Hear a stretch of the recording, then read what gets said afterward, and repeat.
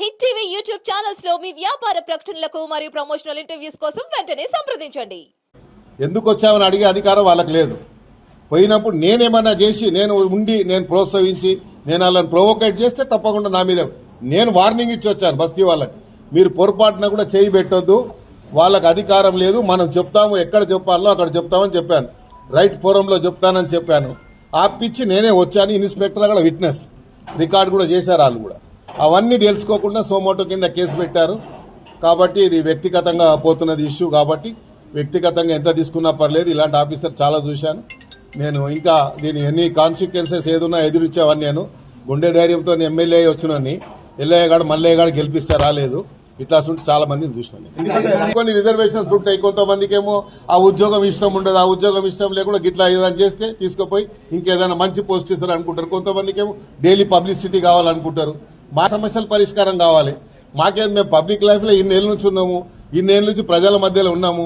ప్రజా సమస్యలు తెలిసిన వాళ్ళము, ప్రజలు ఎట్లా ఎదుర్కోవాలి, కష్టాలు ఎదుర్కోవాలి తెలిసిన వాళ్ళము. తెలుగుదేశం పార్టీ 19 సంవత్సరాలు అధికారంలో ఉంటే 19 సంవత్సరాలు ఆపోజిషన్ ఎమ్మెల్యేగా పోరాడి చెలో అసెంబ్లీ కార్యక్రమంలో నెత్తులు వలిగి బుల్లెట్లు మా పక్క పైన పోయినా భయపడలేదు. కేసులు అప్పుడు 190 కేసులు పెట్టారు.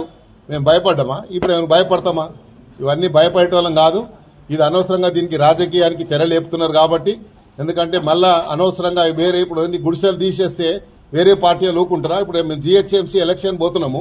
ఎలక్షన్ల ముందు ఇలాంటి పనులు చేస్తే ప్రజల దగ్గరికి ఏం ముఖం పెట్టుకొని పోతాం మేము? ఎలక్షన్లో మాకు ఓటేయమని చెప్పి గుడిసెలలో నువ్వు ఏలు పెట్టొద్దు. నువ్వు నాలా మీద ఉంటే తీసేయి. ముఖ్యమంత్రి గారు నీకు అధికారం ఇచ్చాడు. ఎవరైనా ప్రభుత్వ స్థలం మీద కబ్జా ఉంటే నీకు కంప్లైంట్ వస్తే తీసేయి, నీకు అధికారం ఇచ్చాడు. లేదా ఇట్లా పార్కులలో కబ్జా చేస్తే తీసేయి, నీకు అధికారం ఇచ్చారు. కానీ గుడిసెలు ఉండొద్దు, ఈడ అంటరానోలు ఉండొద్దు, ఈడ ఎస్టీలు ఉండొద్దు, ఎస్సీలు ఉండదు, మాలలు ఉండొద్దు, మాదిగలు ఉండొద్దు అని చెప్పడానికి మీరెవరు? కాబట్టి ఇది ఎస్టీల బస్తీ, ఎస్టీల గురించి కేటాయించిన బస్తీ.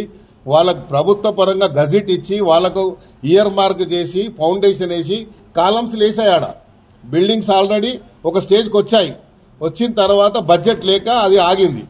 బడ్జెట్ లేక ఆగింది కాబట్టి బడ్జెట్ వస్తుంది. రేపు ముఖ్యమంత్రి గారు వచ్చిన తర్వాత బడ్జెట్ ఇచ్చి వాళ్ళకి దారి లేకుండా చేస్తున్నారు. మా ఆవేదన ఏంది, వాళ్ళకి దారి లేకుండా చేస్తున్నారు. పార్కు ఒకటి తీసుకోవాలి, వద్దంటలేండి. నేనే కట్టిస్తా అని చెప్పిన, నా బడ్జెట్ ఇస్తా అని చెప్పాను. ప్రైవేట్ వాళ్ళతో ఎందుకు కట్టిస్తున్నారు? ప్రైవేట్ వాళ్ళు వాళ్ళ సొంత ఆస్తి లేక కూర్చొని కట్టిస్తున్నారు. వాళ్ళని ఎవరు ప్రోత్సహిస్తున్నారు? డిపార్ట్మెంట్తో చేయించండి. డిపార్ట్మెంట్తో చేయిస్తే నేను కూడా కూర్చుంటాను పోయి. ప్రైవేట్ వాడు ఎట్లా కూర్చొని కట్టిస్తాడు? వానికి ఏం అధికారం? అదే ల్యాండ్ లో ఒక ఇద్దరు వ్యక్తులు దాని వెనుకనే ల్యాండ్ లో బాజాప్తా కంపౌండ్ వాళ్ళు వేసుకున్న హిట్ టీవీ యాప్ ని డౌన్లోడ్ చేసుకోండి. ఇందులో short news, live news, entertainment movies అన్ని అవైలబుల్ గా ఉన్నాయి. Please download Hit TV app. Hit TV app.